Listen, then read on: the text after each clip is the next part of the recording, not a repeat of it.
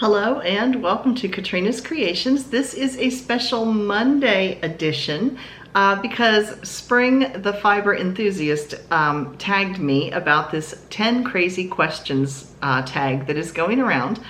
So I told her I would do it and it sounded like it would be kind of fun. So let's get started. Question number 1. If you had to live in the world of the last TV show you watched, where would it be? Well, I don't remember the last time our TV was on because where I live, we get absolutely no TV reception and we don't have cable TV. However, we do watch YouTube a lot. Dave likes to watch his stuff. I like to watch mine. And lately I have been binge watching people who go to Disney World all the time.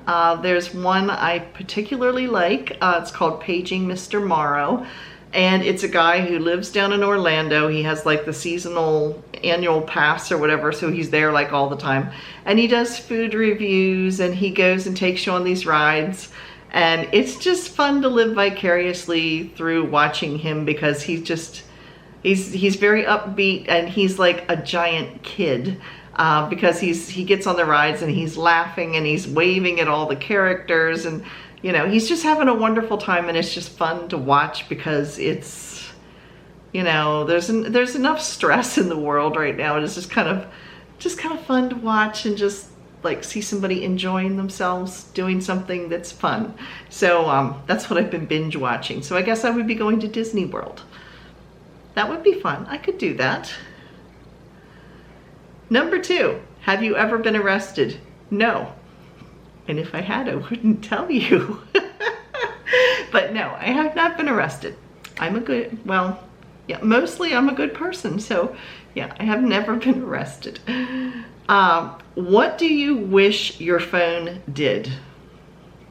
Worked. I do not have a smartphone. I am not a telephone person. I would rather talk in person to people. I don't like to be on the telephone. So I have a cheap track phone, which is basically you pay as you go type of thing. So my phone looks like a smartphone. I try to say it's pretending to be a smartphone, but it's really a dumb phone because it doesn't have any data on it or anything. The only time I can actually connect to the internet is if I'm sitting it right in front of my computer, which is kind of redundant. So yeah, I guess if I had one of these fancy phone plans or whatever, that would be nice. But yeah, mine doesn't do any of those fancy things. I don't need it to. As long as I can make a telephone call and play Sudoku on it. That's the only important things on my telephone. Number 4, what would you like to work? Number 4, would you like to work in a movie? If so, what kind of a movie? No desire to work in a movie. I think I'd have a hard time being myself, number 1, and just the movie industry, I just think I would be expected to say or do things that would not be something I would say or do.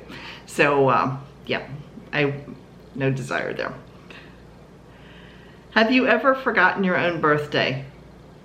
No, but I would like to forget my birthday. I am 58. I will be 59 the end of November. I am a Thanksgiving Day baby. So yeah, it's hard to forget my birthday because it normally falls like on Thanksgiving. The only plus is I do get a parade, but I don't like turkey. And usually Thanksgiving, everybody has turkey. So that's a lot of times my birthday dinner, and I don't like turkey. So anyway, yeah, I've never forgotten my birthday.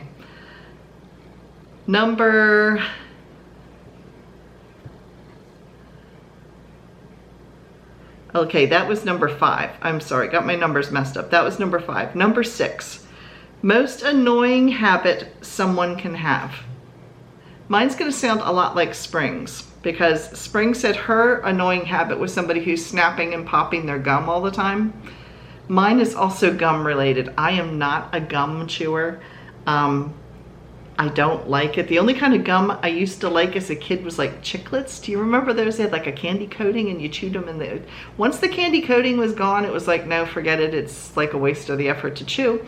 I don't like gum, and what drives me crazy is if somebody throws their gum away and they don't wrap it up in tissue before they throw it in the trash can, and it ends up stuck to the trash can liner or stuck to other things.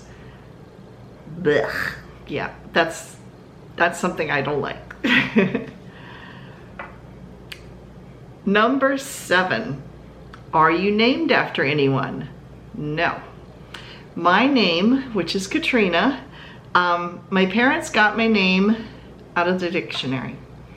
Out of the Webster's dictionary, in the back there was a biological names section apparently, and Katrina happened to be in there, and Katrina is a Russian version of Catherine. At least that's what I've been told. I could be wrong, but that's what I've been told. My relatives threatened to call me Latrine. We're glad they didn't go with that. Yeah, but anyway, yeah, latrine, you know, like a spot of pot. Anyway, they love me, I know they do. But anyway, that's my first name. Now my second name is interesting because that also came out of the dictionary, and my second name is Colette, which is my middle name, of course.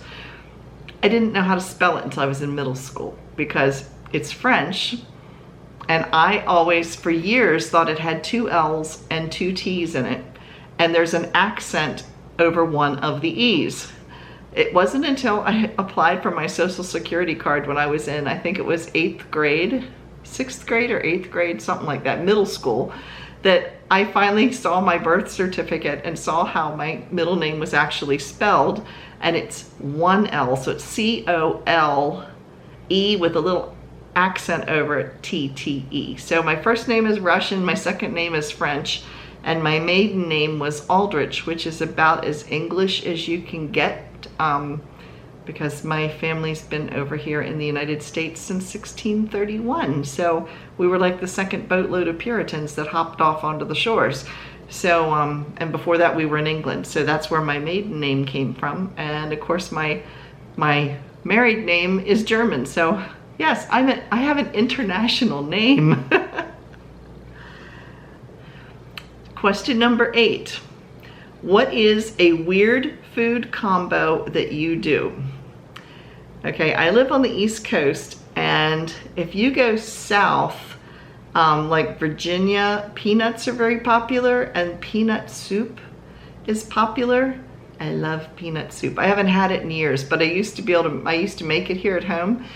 It's basically sort of like melted peanut butter, but it has chicken broth mixed in. It's like chicken broth and cream and peanut butter, and there's celery in it, and I forget what else. It's been a long time since I made it.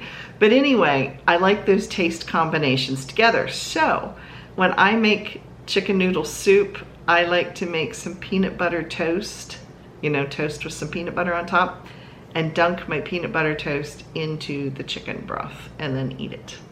It reminds me of peanut soup. I know, weird, but anyway. Question number 9. What is your favorite fictional world? This one's an easy one because I think this would be so much fun.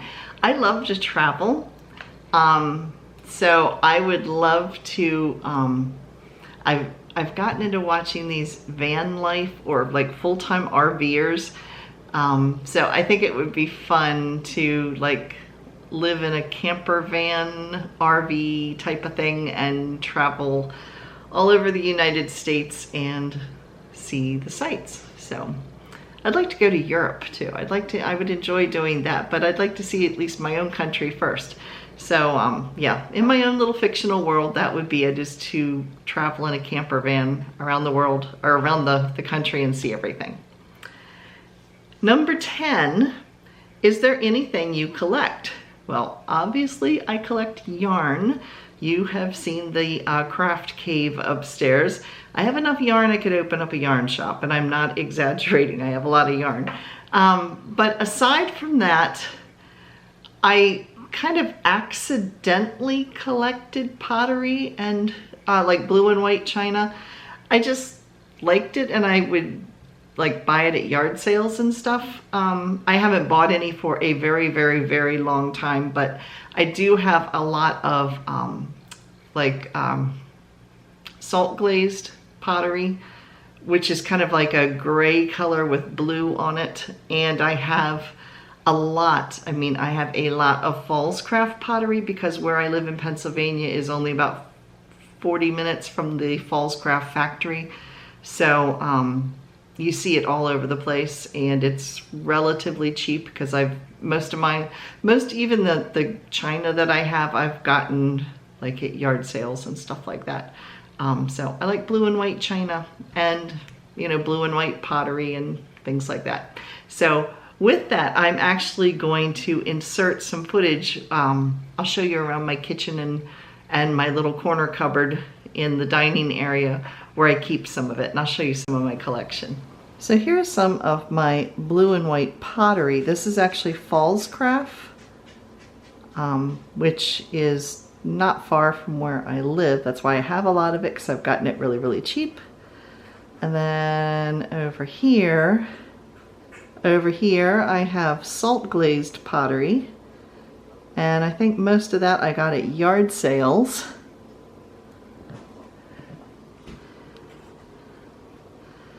This plate, which I really, really like, was given to me by a coworker because she knew I liked blue and white dishes.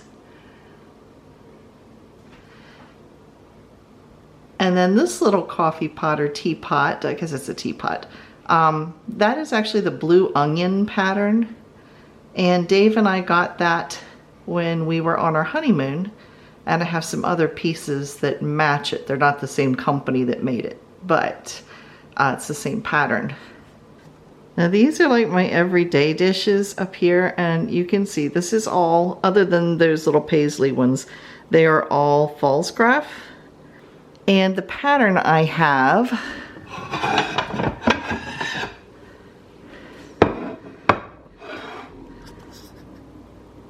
there it is. That's the pattern I have. It's called Yorktown, and it's one of their original patterns. It's also one of their more popular patterns, and because I live not too far from where it's made, you find it at yard sales and secondhand stores all over the place. And I do have a lot of it, but very, very little of it did I buy like at full price. Most of it I got as seconds, or I bought it at yard sales or secondhand stores. So I have like place settings for 12, I think. So I have, some of them are in the dishwasher, but I have the dinner dishes. That's not Fallscraft. I have the dessert. These are cake plates. They're just kind of oversized. And then up here, those are bread plates. And these are bowls. There's the cups. Those are for corn on the cob. That's the saucers. And these are casserole dishes.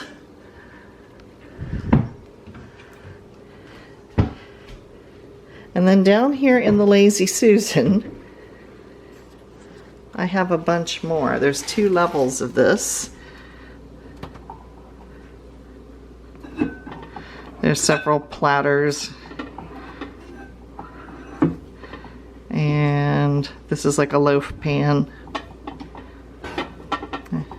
And bowls and things. And then this is the second level here. These are neat because they're heart-shaped, and I like these plates too because they're square.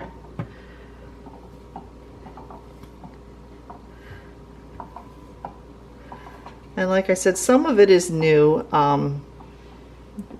but not much. For the most part, all of it that I own was bought at yard sales or secondhand, or like at the factory seconds store. So now I'll show you some of my fancier blue and white stuff.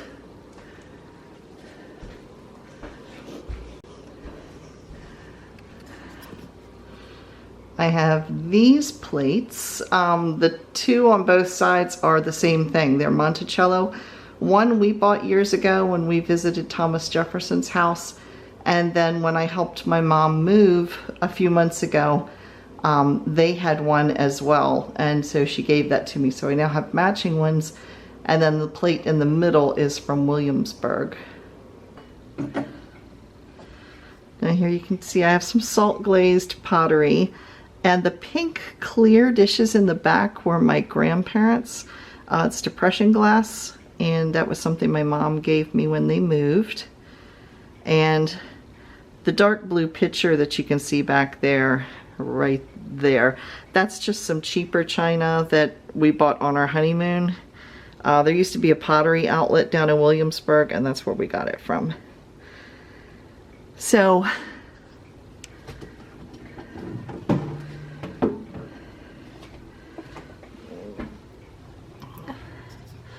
the vase right back here is called Blue Danube, but it's the same pattern as that blue onion that you saw before.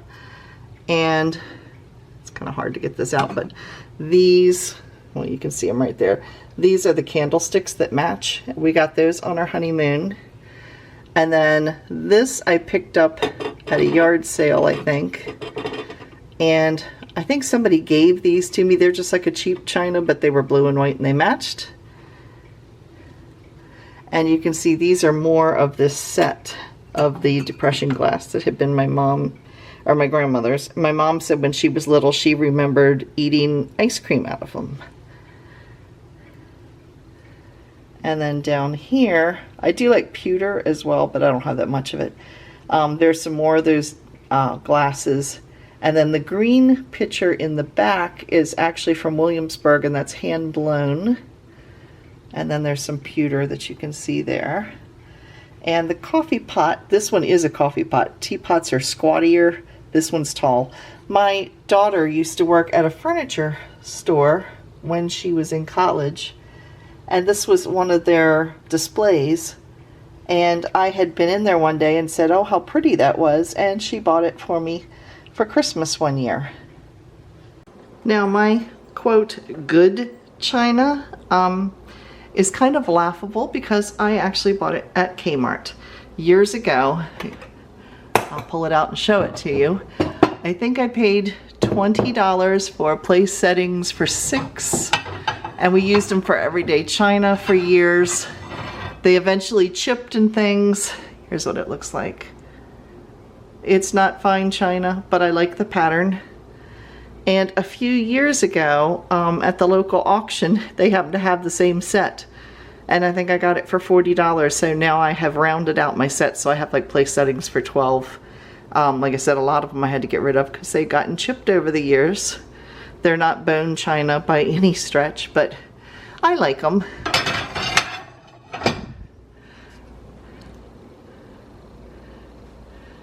And there's the creamer and the sugar and the cups and things that go with it.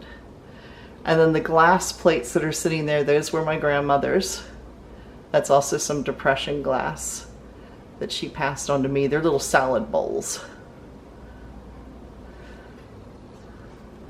So that is my china collection. So I hope you've enjoyed this video. It was something different. If you have a YouTube channel and would like to participate, consider yourself tagged. And yeah, I will put the list of the questions down below in the description box. And I will see you again on Wednesday for a tutorial for making little scrubbies.